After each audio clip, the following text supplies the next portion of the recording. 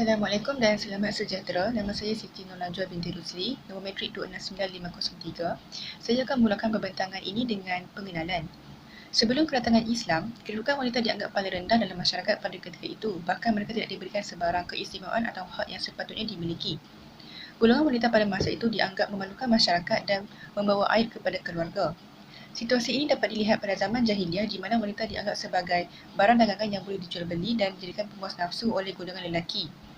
Agama Islam yang muncul telah berjaya mengangkat status dan martabat wanita ke peringkat yang lebih tinggi serta memberi pengiktirafan yang tiada tandingannya dengan golongan lelaki. Agama Islam juga telah menghapuskan pandangan serong terhadap darjat wanita yang menjadikan mereka sebagai barang dagangan dan juga barang permainan pada zaman jahiliah. Seterusnya saya akan serahkan pembentangan ini kepada ahli kumpulan yang lain. Assalamualaikum. Nama saya Nur Alia Damia binti Hisham, nombor matrik 269638. Jadi, tokoh dan kepakaran wanita dan agama yang pertama adalah Ratu Balqis. Ratu Balqis merupakan anak perempuan Raja Shahril yang memimpin kerajaan Yaman pada ketika itu. Ratu Balqis adalah berketurunan jin, iaitu Raja Shahril tidak ingin mengahwini wanita daripada keturunan manusia, jadi beliau mengahwini wanita yang berketurunan jin bernama Raihanah binti Sakan, iaitu emak kepada Ratu Balqis. Jadi Ratu Balqis ni merupakan seorang ratu yang memerintah kerajaan Sabak pada ketika itu. Jadi iktibar yang kita boleh ambil daripada Ratu Balqis adalah beliau adalah pemimpin perempuan yang ideal. Seterusnya, beliau juga adalah pemimpin yang demokratik ketika membuat keputusan. Ratu Balqis ni sering bertanya pendapat kepada parlimen-parlimen beliau sebelum beliau membuat keputusan sendiri. Seterusnya, Ratu Balqis merupakan seorang pemimpin yang bijak.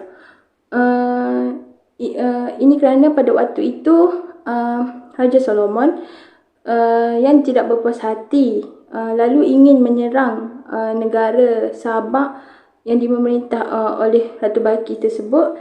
Jadi parlimen Sabak tersebut menyuruh Ratu Balqis berperang, tetapi Ratu Balqis enggan kerana beliau ni tidak mahu mengorbankan rakyat dan tenteranya pada saat itu. Jadi beliau mengatur strategi dengan menghantar buah tangan kepada Raja Solomon dan berhasil memujuk Raja Solomon pada ketika itu.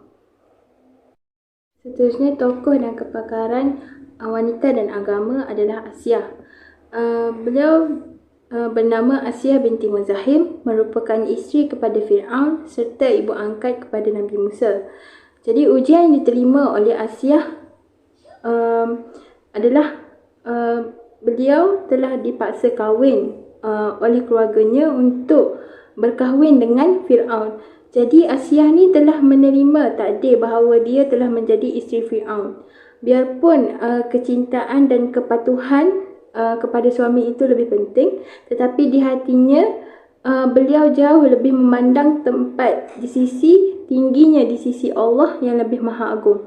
Jadi ketaatan yang keimanan yang mutlak dalam diri Asiah kepada Allah menunjukkan bahawa Asiah ni telah merelakan dirinya diseksa oleh Fir'aun.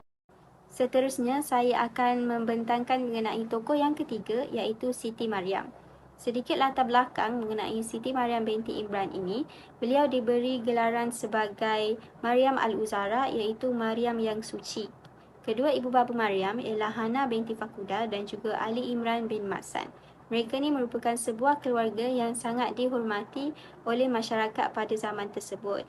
Namun Maryam ini telah lahir selepas bapanya meninggal dunia dan tinggal di Baitul Maqdis atas nazar ibunya, di mana Hana telah bernazar untuk menyerahkan zuriatnya beribadah dan melakukan kebaikan atas nama Allah Subhanahu Wa Taala di Baitul Maqdis. Dan Maryam ini telah tinggal di Baitul Maqdis dijaga oleh bapa saudaranya, iaitu Nabi Zakaria. Kisah Maryam ini sangat terkenal, di mana Maryam merupakan ibu yang telah melahirkan Nabi Isa alaihi salam. Antara ujian yang diterima oleh Maryam ialah dikurniakan zuriat tanpa melakukan hubungan dengan mana-mana lelaki, di mana kisah Maryam ini telah disebutkan dalam surah Al-Tamrin dan juga Ali Imran yang menceritakan bagaimana malaikat Jibril mendatangi Maryam dan memberi kabar bahawa beliau akan mengandung disebabkan oleh ketaatan dan kepatuhannya kepada Allah Subhanahu Wa Taala, di mana zuriat ini merupakan ganjaran kepada Siti Maryam. Disebabkan perkara ini, Siti Maryam telah dituduh melakukan zina semasa tempoh kehamilan oleh masyarakat setempat, menyebabkan beliau membawa diri kepada tempat yang terpencil sepanjang tempoh kehamilan beliau. Dan antara kesusahan diterima juga, Maryam terpaksa menggoncang pohon tamar semasa mengandung untuk dijadikan sebagai makanan. Antara sifat dan kemuliaan yang ada pada Siti Maryam ialah beliau merupakan seorang wanita yang kuat, di mana dalam tempoh kehamilan beliau sering mendapat hinaan dan cacian oleh masyarakat setempat mengatakan beliau melakukan zina dan juga maksiat. Yang kedua, Maryam ini sangat mengutamakan Allah Subhanahu Wa Taala dalam setiap perbuatan dan juga ibadahnya. Maryam juga seorang yang sangat menjaga kehormatan diri, di mana dapat dilihat Maryam ini tidak berinteraksi dengan mana-mana lelaki kecuali dengan bapa saudaranya sahaja. Disebabkan ketaatan Siti Maryam kepada Allah Subhanahu Wa Taala, beliau diberikan karomah, iaitu ada satu peristiwa diturunkan makanan yang sangat sukar dicari dari langit untuk Siti Maryam.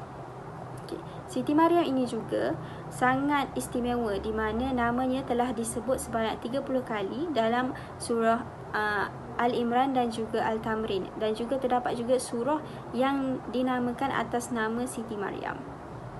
Antara pengajaran yang dapat diterima mengenai kisah Siti Maryam ini adalah kita mestilah sentiasa tabah dan kuat dalam menghadapi setiap ujian yang diterima, dan juga sentiasa bersangka baik atas perkara yang telah berlaku ke atas diri kita. Dan yang terakhir, kita mestilah menyayangi diri dengan cara menjaga kehormatan diri. Tokoh yang keempat ialah mengenai seorang wanita yang bernama Sumayyah, iaitu syahidah pertama dalam Islam. Latar belakang mengenai Sumayyah binti Hayat, beliau merupakan seorang hamba yang dimiliki oleh Abu Huzaifah, iaitu ketua suku Bani Makhzum di Mekah. Beliau telah dikahwinkan dengan seorang perantau daripada Yaman yang bernama Yasir bin Amir. Sumayyah telah diberi kemerdekaan oleh tuannya selepas berkahwin, dan mereka berdua telah dikurniakan dengan seorang anak lelaki yang diberi nama Ammar bin Yasir. Keislaman mereka ni bermula apabila Ammar yang telah menginjak dewasa bertemu dengan Nabi Muhammad dan memeluk agama Islam sebelum mengajak kedua ibu bapa mereka. Apabila Bani Makhzum telah mengetahui bahawa keluarga ini memeluk Islam, mereka telah diseksa sehingga wafat, dan Sumayyah merupakan wanita pertama dari umat Nabi Muhammad yang syahid dalam mempertahankan keimanan dan agamanya. Sifat dan kemuliaan yang dapat dilihat dalam diri Sumayyah ialah beliau mempunyai sifat sabar yang tinggi, terutama dalam menghadapi pelbagai seksaan yang diberikan oleh Bani Makhzum kepada keluarga mereka kerana telah memeluk agama Islam. Sumayyah juga mempunyai akidah dan ilmu agama yang tinggi serta lantang dalam memperjuangkan hak, terutamanya memperjuangkan hak individu dalam memeluk mana-mana agama yang mereka mahukan. Dan juga kemuliaan keluarga Sumayyah ini, mereka telah dijanjikan syurga. Di sini terdapat beberapa seksaan yang diterima oleh keluarga Sumayyah. Di antaranya ialah mereka telah dijemur di padang pasir yang panas terik dan dipakaikan dengan pakaian yang tebal. Kepala mereka juga turut dibenamkan ke dalam air berkali-kali untuk melemaskan mereka. Peristiwa yang menyebabkan Sumayyah wafat adalah disebabkan oleh ditikam dengan lembing oleh Abu Jahal. Setiap seksaan yang dilakukan ke atas keluarga ini adalah bertujuan untuk mereka keluar daripada agama Islam, namun mereka tetap memegang kepada kebenaran Islam sehingga wafat. Iktibar yang boleh diambil dalam kisah Sumayyah ini, kita mestilah lantang menegakkan kebenaran seperti lantangnya suara Sumayyah berdebat dengan Abu Jahal dalam menegakkan kebenaran Islam. Kita juga mestilah memelihara iman dengan baik supaya tidak terpesong dengan perkara yang negatif dan tidak berasas. Kita juga mestilah menganggap apa yang terjadi pasti ada hikmahnya, seperti Sumayyah tetap menganggap setiap ujian dan seksaan yang diterima pasti ada hikmah pada akhirnya. Sifat sabar juga akan membawa kepada kebaikan, seperti sabarnya Sumayyah dan keluarga dalam menghadapi setiap seksaan kerana menganggap mereka akan menerima syurga pada akhirnya kerana tetap berpegang teguh kepada agama Islam. Okay, Assalamualaikum. Saya Nunisrati binti Azman. Saya ingin membatangkan tokoh tambahan yang dikenali sebagai Khawlah binti Al-Azwa. Beliau dikenali sebagai wanita si bidadari besi yang mempunyai sikap keberanian yang sangat tinggi. Khawlah dilahir di Arabian Peninsula dan meninggal dunia pada 639 Masihi. Beliau adalah seorang pahlawan Muslim dalam perkhidmatan Khalifah Ar-Rashidin. Beliau berjuang bersama abangnya yang bernama Dira Al-Azwa. Dia telah digambarkan sebagai salah seorang askar wanita terhebat dalam sejarah. Beliau merupakan sahabat Nabi Muhammad SAW dan Khawlah juga dilahirkan pada abad ke-7 sebagai anak perempuan Malik atau Tariq bin Aus. Seterusnya adalah kisah atau kepakaran tokoh ini adalah Khawlah merupakan seorang wanita yang hidup zaman Nabi yang memiliki jiwa fizikal yang kuat. Susuk tubuh Khawlah tinggi lampai dan tegak yang sesuai sebagai seorang pahlawan yang kuat. Sikap seorang pahlawan yang wujud dalam diri Khawlah adalah wujud sejak kecil lagi dengan sikap dia yang suka bermain pedang dan tombak. Ilmu peperangan yang dia miliki adalah diwarisi oleh ayahnya dan Khawlah ni memanfaatkan ilmu tersebut untuk berperang menentang musuh bersama Nabi Muhammad SAW. Walaupun Khawlah hanya seorang wanita, namun kehadirannya memang patut ditakuti oleh musuh kerana kemahiran dan kebijaksanaan ia ketika bermain senjata dalam pertempuran adalah setanding dengan pahlawan lelaki. Namun dengan keberanian Khawlah, ia telah diizinkan oleh Rasulullah agar ia ikut berperang bersama angkatan tentera Islam yang lain. Okey, seterusnya sifat yang boleh diteladani daripada tokoh ini adalah yang pertama sekali perasaan kasih sayang dan tanggungjawab. Yang mana sebagai contohnya perasaan tersebut mengalir dalam hati Khawlah untuk dia turut serta dalam operasi tentera muslimin untuk menyelamatkan saudaranya. Seterusnya sifat yang kedua adalah kepimpinan dan kehebatan jiwa dan fizikal Khawlah jelas kelihatan ketika berlakunya peperangan dan beliau sangat berani untuk memegang pedang untuk berperang bersama dengan saudara yang lain. Beliau memanfaatkan kemahiran dirinya untuk bantu orang lain dengan menggunakan kebijaksanaan dirinya untuk merancang strategi. Namun semua tindakan yang telah dibuat oleh Khawlah adalah beliau sangat menyayangi agama dan ingin menjaga keamanan dan kesucian agama tersebut. Okay, akhir sekali pengajaran yang terdapat dalam tokoh ini adalah setiap sikap tokoh boleh dipelajari dan dijadikan pengajaran dan panduan kepada semua wanita agar tidak mengahadkan kemampuan diri.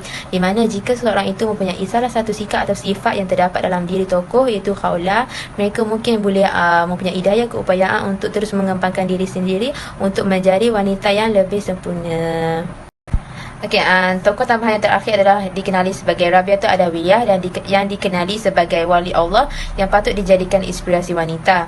Beliau seorang wanita yang sabar dan reda dengan ujian hidup. Rabi'atul Adawiyah atau nama sebenar beliau adalah Al-Khair binti Ismail Al-Adawiyah, yang mana beliau tergolong dalam senarai wanita sufi yang terkenal dalam sejarah Islam. Beliau dilahirkan sekitar kurun kedua Hijrah iaitu pada tahun 99 Hijrah sama dengan 717 Masihi berhampiran dengan kota Basrah di Iraq dan meninggal dunia pada tahun 185 Hijrah sama dengan 801 Masihi. Beliau menjadi anak yatim piatu di mana ayahnya meninggal kemudian disusul oleh ibunya. Sejak kecil lagi beliau adalah seorang yang cerdas dan taat kepada agama. Beliau lahir dalam sebuah keluarga yang miskin dari segi keberadaan, tetapi Rabi'ah itu sangat mempunyai kekayaan dengan ibadah kepada Allah sehingga beliau digelar sebagai wanita sufi. Namun begitu kisah hidup Rabi'ah Adawiyah di mana dia diuji sejak kecil lagi, di mana beliau mempunyai taraf kehidupan yang miskin. Rabi'ah Adawiyah mempunyai iman yang tinggi di mana ia langsung tidak tertarik kepada kehidupan duniawi dan mengabdikan hidupnya hanya beribadah kepada Allah. Permulaan beliau untuk belajar agama adalah dalam secara pemerhatian sahaja, di mana beliau memerhati cara bapanya beribadah kepada Allah dengan membaca Al-Quran dan berzikir. Malah beliau turut melakukan amalan tersebut seperti mana yang dilihat dan dengar daripada bapanya. Secara tidak langsung, amal ibadah beliau telah membentuk dirinya berakhlak mulia dan berfikiran matang.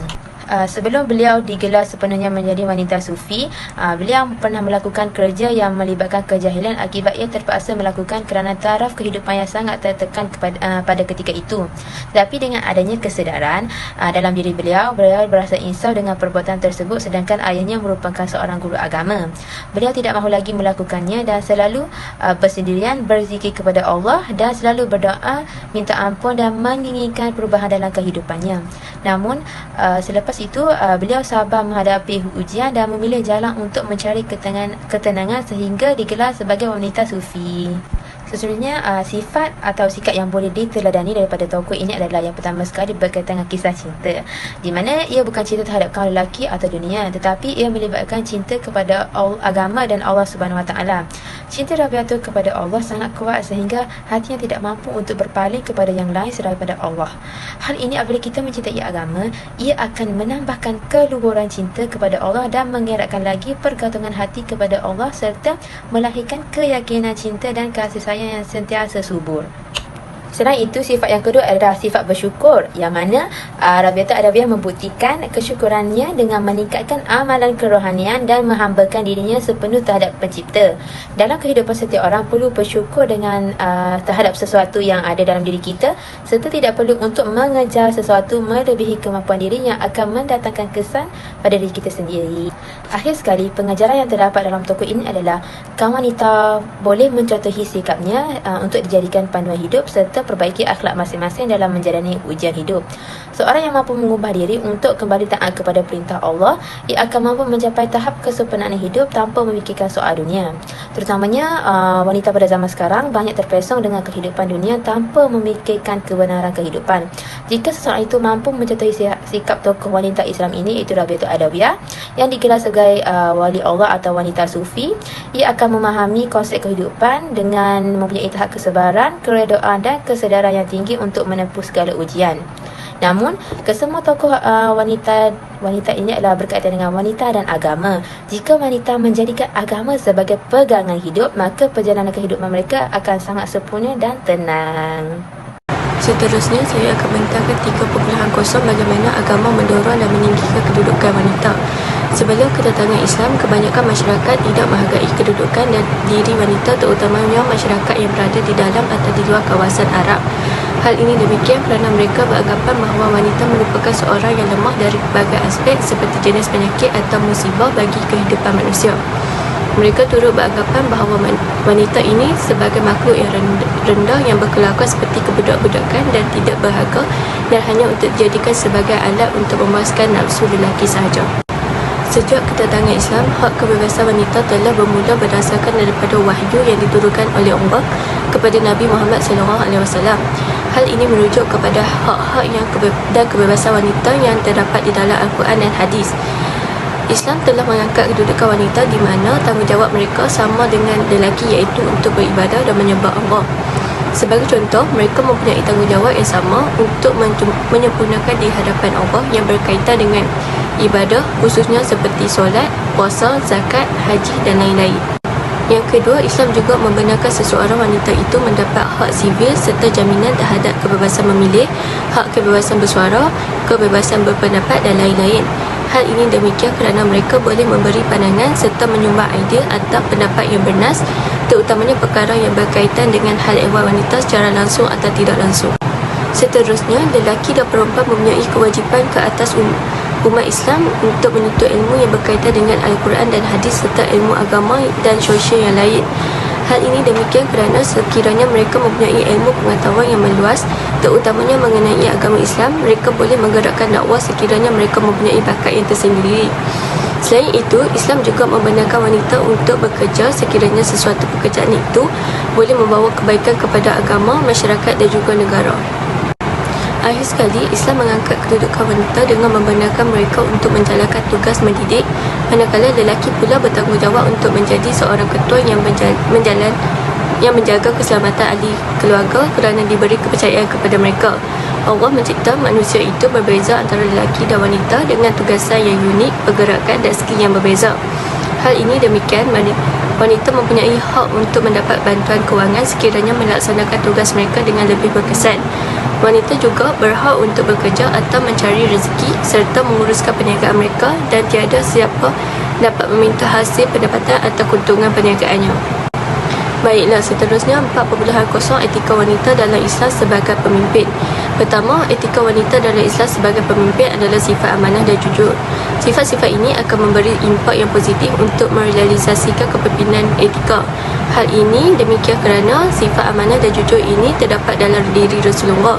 Sekiranya seseorang pemimpin mempunyai etika seperti ini, segala tanggungjawab dan jawatan yang digalas oleh seseorang itu akan lebih selamat daripada disalahguna atau diselewengkan. Seterusnya, etika wanita dalam Islam sebagai pemimpin adalah bersifat lemah lembut, pemaaf dan tidak pemarah. Seseorang pemimpin yang mempunyai sifat-sifat ini, mereka akan menjadi pemimpin yang mudah didekati dan dihormati dalam kalangan pekerja serta berorientasikan mencari penyelesaian dan tidak mencari salah dalam mengatasi sesuatu masalah tertentu. Hal ini demikian akan meningkatkan komitmen dan lebih menghargai pemimpin tersebut. Sesebuah organisasi itu akan melakukan kerja dengan lebih selesa dan gembira kerana mempunyai pemimpin yang tidak terlalu mengikut perasaan dan emosi mereka. Etika yang ketiga adalah membuat kebaikan dan mencegah kemungkaran. Seseorang pemimpin yang beretika perlu berusaha untuk membina budaya etika dalam kalangan sesebuah organisasi melalui program tertentu seperti program pendidikan rohani. Hal ini demikian kerana seseorang akan dapat merasai hubungan dengan pencipta dan mengubah persepsi melakukan sesuatu semata-mata untuk pekerjaan dengan melalui iman yang teguh. Akhir sekali, etika yang keempat adalah merendah diri. Seseorang pemimpin yang mempunyai sifat rendah diri akan menjadikan pekerja dekat dengan pemimpin tersebut serta dapat memahami sesuatu masalah dengan baik. Hal ini demikian kerana pekerja akan mudah didekati dengan pemimpin yang tidak sombong dan angkuh hanya disebabkan oleh berbeza jawatan. Sebagai kesimpulannya, sejarah Islam telah membuktikan bahawa golongan wanita juga mampu berdiri sama tegak, duduk sama tinggi dengan golongan lelaki. Hal ini dapat dibuktikan dengan kemunculan tokoh-tokoh wanita dalam sejarah Islam yang bukan calang-calang orangnya. Pada masa kini dapat dilihat golongan wanita telah diberikan peluang untuk turut serta melibatkan diri dalam pelbagai bidang seperti politik, sosial dan ekonomi selain tugas menguruskan keluarga dan rumah tangga. Islam telah meraihkan semua pelibatan dan sumbangan tersebut selagi mana pekerjaan yang dilakukan mengikut syarak, menjaga adab wanita muslimah serta tidak mengabaikan tugas kepada keluarga. Sekian sahaja pembentangan daripada kami. Terima kasih.